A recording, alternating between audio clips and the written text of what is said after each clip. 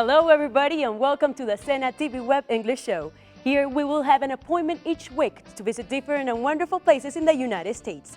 You will learn more about the lives of the most famous and renowned Americans that have made an impact in our world. You'll get to know more about the U.S. culture, tourism, and history. I invite you to join me on this amazing journey through the United States of America. Ladies and gentlemen, get ready to be entertained.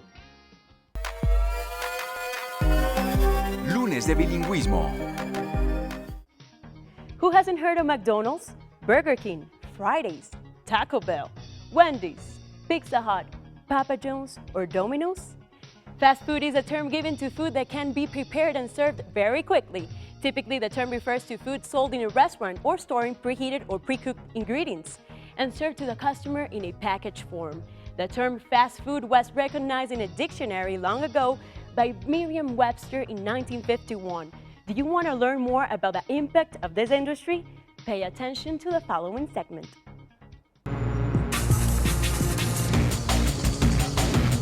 The American way of life is built around speed and efficiency. Every new advance in technology is built around being just a little faster and a little more connected. America feels the need for speed. Because in a world where people pay their bills online, respond to emails through a BlackBerry, are stuck in traffic for hours and work various jobs, who has the time for a well-rounded meal? Perhaps what triggered this change was the invention of the television. As televisions became more and more common in American households, TV dinners became more and more popular. A TV dinner is a frozen meal that you can quickly warm in an oven or a microwave. And in a globalized, fast-paced world, who has the time or the energy to cook? America's quick-moving lifestyle has changed not only what they eat and how they eat it, but also the way in which they view food. Instead of being something to be enjoyed and savored, eating has become a simple routine, so quality has become less important than it used to be. Chain restaurants like Pizza Hut, Burger King, KFC, Taco Bell, and McDonald's have made fast food popular in the world through franchises. The United States has the largest fast food industry in the world, and American fast food restaurants are located in over 100 countries. Approximately 2 million U.S. workers are employed in the areas of food preparation and food servicing, including fast food.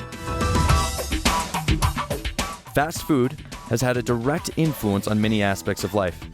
Documentaries such as Super Size Me have explored the danger fast food may pose to health.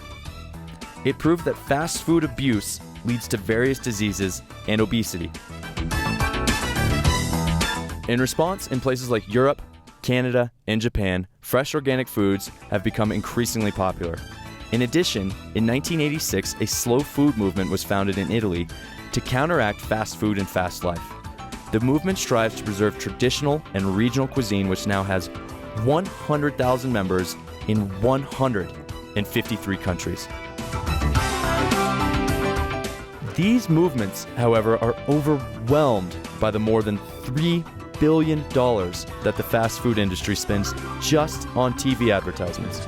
This has led to fast food's continued massive popularity, causing expectations of forecasted sales to surpass $170 billion in 2010. What kid doesn't love a Happy Meal?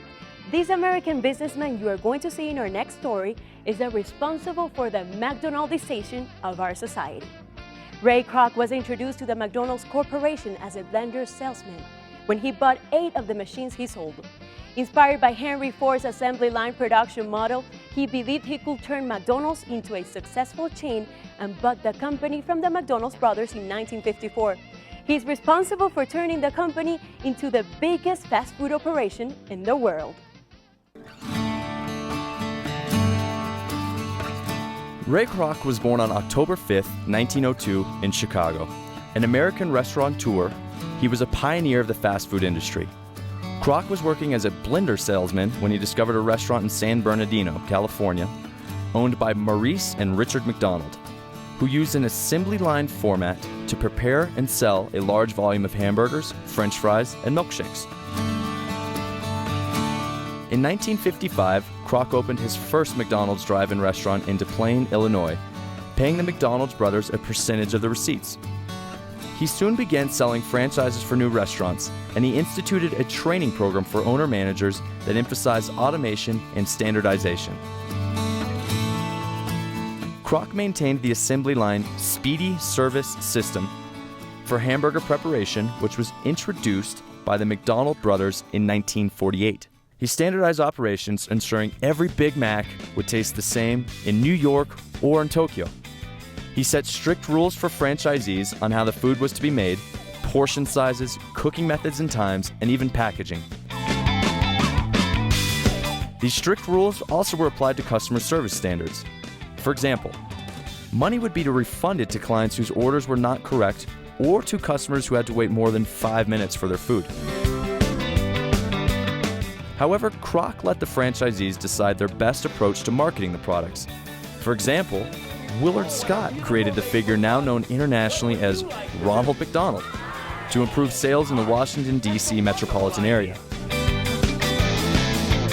At the time of Ray Kroc's death in 1985, there were about 7,500 McDonald's restaurants worldwide. With more than 2,500 restaurants in the early 21st century, McDonald's was the world's largest food service retailer. Today, McDonald's is the world's largest chain of hamburger fast food restaurants, serving around 64 million customers daily in 119 countries. It operates over 31,000 restaurants worldwide, employing more than 1.5 million people. McDonald's primarily sells hamburgers, cheeseburgers, chicken, French fries, breakfast items, soft drinks, shakes, and desserts. In response to changing consumer tastes, the company has expanded its menu to include salads, wraps, smoothies, and fruit. McDonald's also adapts its menu to the needs and likes of customers in different countries. For example, McDonald's hosts kosher restaurants in Israel, serves curry in India, and even ogao sauce in Colombia. With the expansion of McDonald's into many international markets, the company has become a symbol of globalization and the spread of the American way of life. McDonald's has for decades maintained an extensive advertising campaign. In addition to the usual media, television, radio, and newspaper, the company makes significant use of billboards and sponsors sporting events like the Olympic Games. McDonald's has become one of the most emblematic icons of globalization. McDonald's is synonymous with increasing globalization. They even call it the McDonaldization of society. Everyone across the world is familiar with their catchy TV slogans such as, "I'm loving it." Today, no matter where you go in the world, you can always travel with the comfort that no matter where you are, you can always sink your teeth into a Big Mac. We'll be right back after this short break with the story of Daniel Trujillo, a Colombian who traveled to the United States to learn and improve his English. Stay tuned. Do you know the difference between homomorph words and homograph words? Ya regresamos con TV Web Educativa.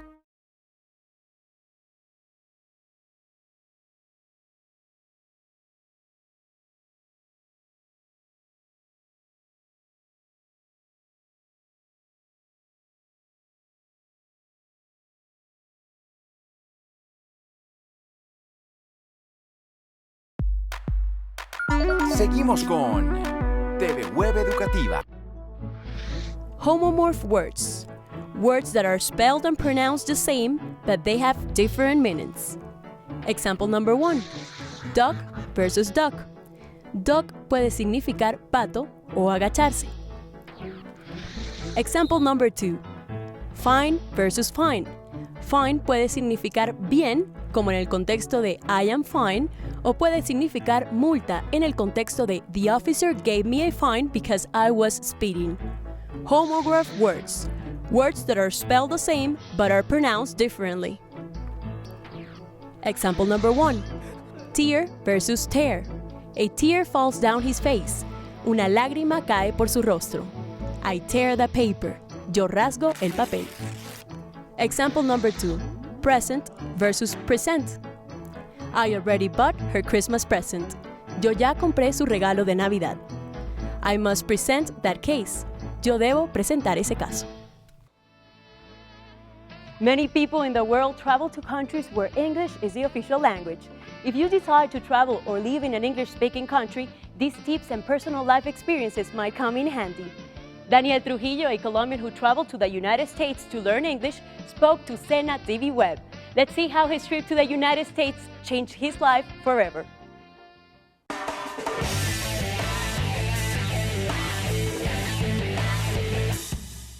A long time ago, I was studying industrial engineering, and I wasn't really happy about it because I really liked sports and I really liked living in the outdoors, so I wasn't sure about what I was going to do with my life.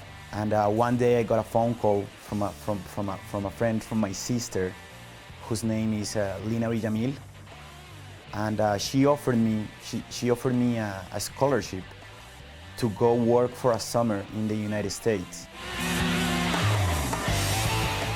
I had never worked with children so far, and but I saw it as an opportunity to travel, to speak English, and to meet a lot of new people. So I took it. I was really scared about it because my life for the next 3 months depended on my English skills. I think it was the most fun time when I was there, that training, because it was living with these 100 people from all around the world, getting taught on how to do adventure sports like canoeing, rock climbing, how to counsel little children. They trained us in first aid and lifeguarding. That summer I think it was the best summer of my life. And when I came back, I realized that was what I want to do with my life for the next years. And one day I got a phone call from my boss in Minnesota, in the camp that I worked at. She offered me a job and a scholarship to go back to Minnesota for 2 years. And I took this training program from the YMCA, which they train you as a camp director, as an outdoor educator. They train you in environmental education and in experiential education. I never knew the meaning of the word winter until I was living there. It was mid-November, and the temperature of the environment was minus 35 degrees Celsius. So it was quite cold, and it was quite shocking to see that the temperature in the fridge was warmer than the temperature outside. Now I'm here in Colombia. I've been here for 3 years now, and I work directing summer camps for unprivileged children. I work guiding adventure trips and expeditions all around the world. I work doing social work. If you want to learn English and you live in Colombia, a great way to do it is to take the courses that Sena offers. It has foreign teachers, it has a lot of experience, and it's a really good and free way to do it.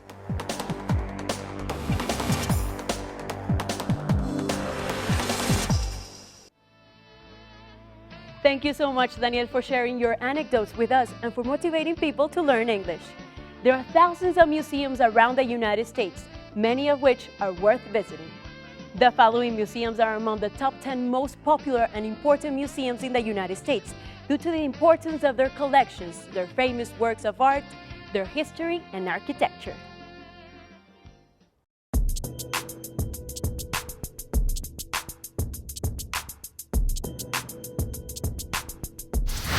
Coming in at number 10, the Dallas Museum of Art, located along Woodall Rogers Freeway in Dallas, Texas. Established in 1903, the collections at the museum include the $20 million Hammond Building collection and the $38 million Revis collection, along with some Egyptian art. It features work by the Impressionist and Modernist painters from Cézanne to Van Gogh.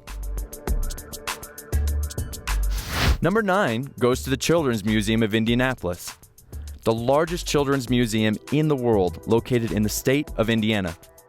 The museum was founded in 1925, and it holds planetariums, Egyptian pyramids, play areas for children, together with research areas representing the cultures and traditions of different nations in the world. In position 8, the Salvador Dalí Museum, located on the campus of the University of South Florida. It is famous for having the largest amount of works from the artist Salvador Dalí outside of the European area. It includes nearly 100 oil paintings, hundreds of graphics and prints, watercolors, and plenty of written material from the great artist. In 7th place, the Cleveland Museum of Arts. Located in the University Circle area of Cleveland, Ohio, houses a museum collection of more than 30,000 works of art ranging from over 5,000 years, from ancient Egypt to the present, and includes masterpieces from Europe, Asia, Africa, and the rest of the world. Coming in at number 6 is the Field Museum, located in Chicago, Illinois, in a beautiful and scenic area called the Museum Campus of Chicago. One of the most attractive and exciting exhibits at the museum is the Tyrannosaurus, the largest, most preserved, and complete fossil of a dinosaur in the world. There are also some 23 human mummies from ancient Egypt on display, along with a quite large collection of Native American artifacts. We're in the middle of the countdown now, and coming in at number 5 is the Museum of Fine Arts. It has its home in Boston, Massachusetts, and attracts on average 1 million visitors a year and holds nearly 500,000 treasured works of art.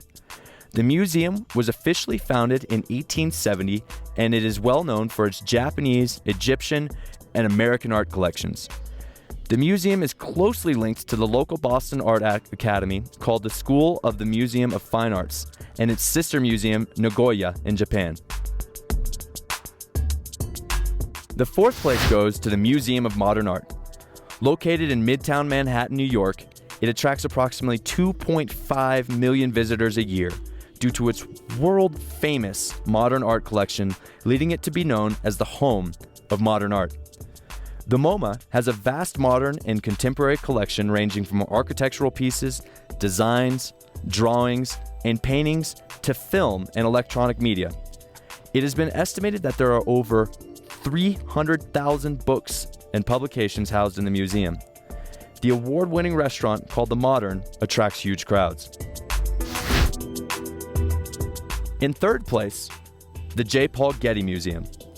This museum has 2 locations, one at the Getty Center in Los Angeles and the other at the Getty Villa in Pacific Palisades in Los Angeles. The Getty was established in 1954. The collection in this museum contains art from the Middle Ages to the modern age, while at the Getty Villa there is ancient art from Rome and Greece. Coming in at 2nd place is the Metropolitan Museum of Art, located on Manhattan's 5th Avenue in New York.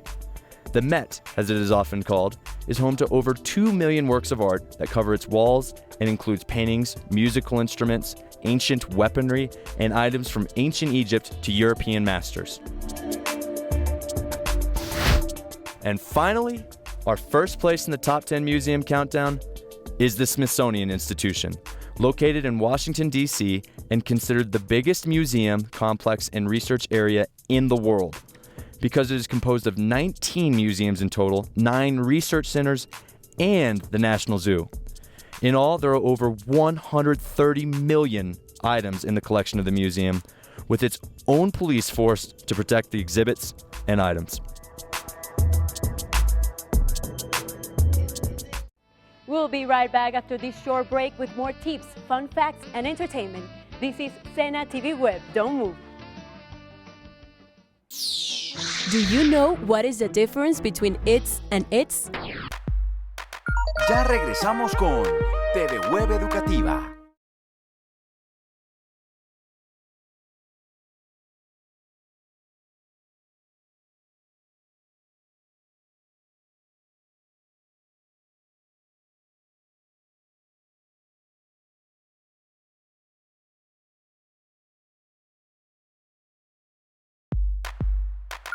Seguimos con TV Web Educativa.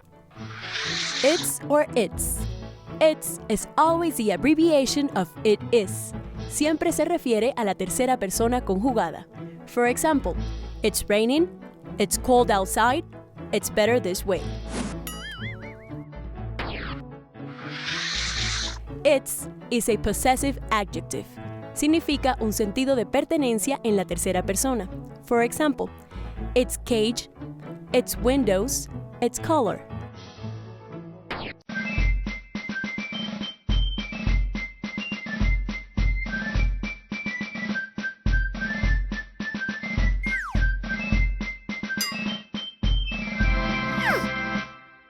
Hello everybody and welcome to our English tip for today, where you'll learn to introduce your family.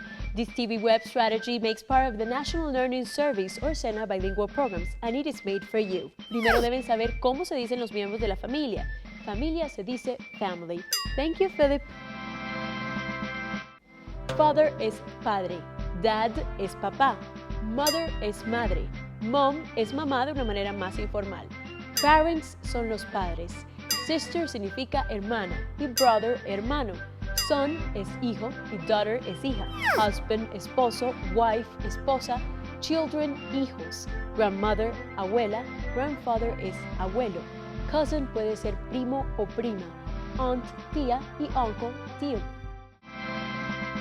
Well, that's all for today. Thank you so much, Philip. Say hello to your parents. Bye everyone and stay tuned to TV Web Sena so you can learn more English, the language that is used worldwide.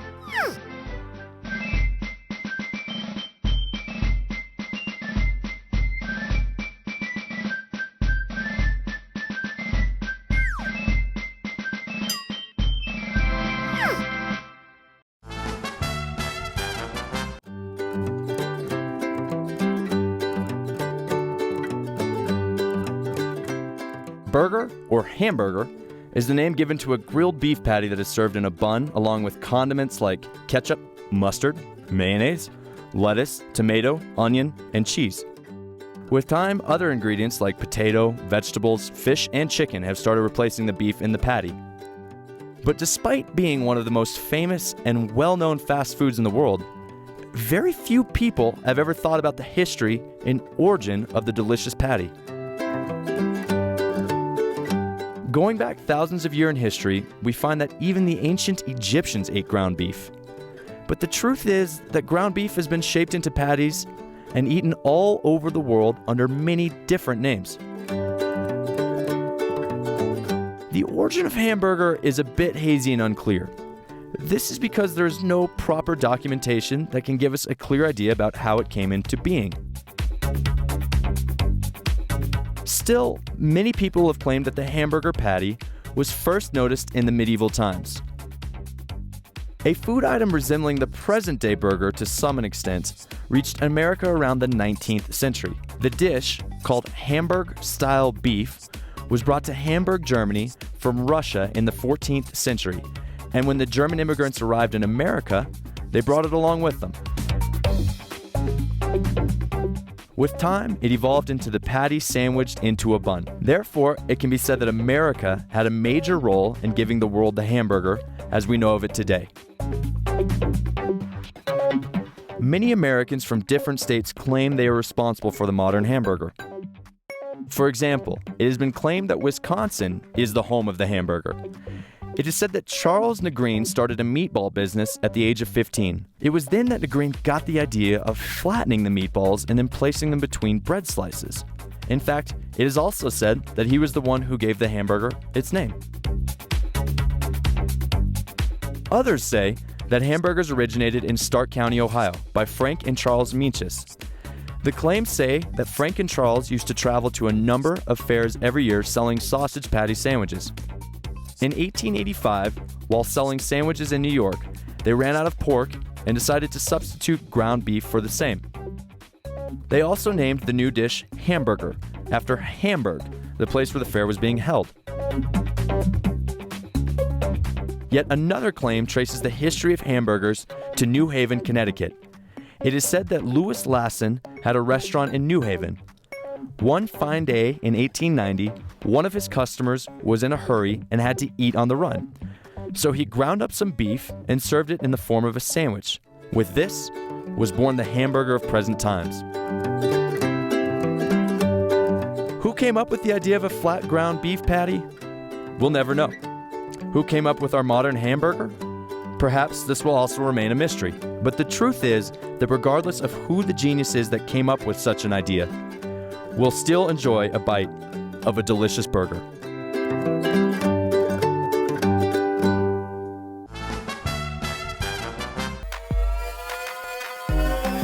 Lunes de bilingüismo. Well, we have reached the end of our show, and we hope that you will continue to join us on this journey through the American culture. Next week, we are going to travel to the glitzy and glamorous world of Hollywood. And guess what? We're going to visit Los Angeles, Beverly Hills, and San Francisco in California. We're going to learn more about the scandalous life of Hollywood's golden girl, Marilyn Monroe, and many other fun facts and trivia. Remember, you can visit us at www.cenavirtual.edu.co, on Facebook, Cena Comunica, and on Twitter @Cena Comunica. See you soon and have a nice day.